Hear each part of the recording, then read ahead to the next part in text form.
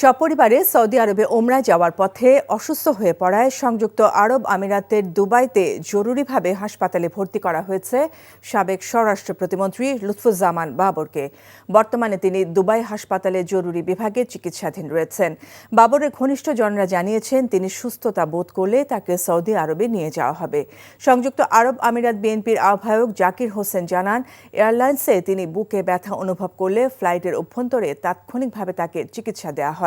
পরে দুবাই বিমানবন্দরে ফ্লাইট অবতরণের পর চিকিৎসকরা তাকে জরুরি সেবা দেন। এরপর বৃহস্পতিবার স্থানীয় সময় রাত 11:30টার দিকে তাকে হাসপাতালে ভর্তি করা হয়। সেখানে তিনি নিবিড় পরিচর্যায় রয়েছেন।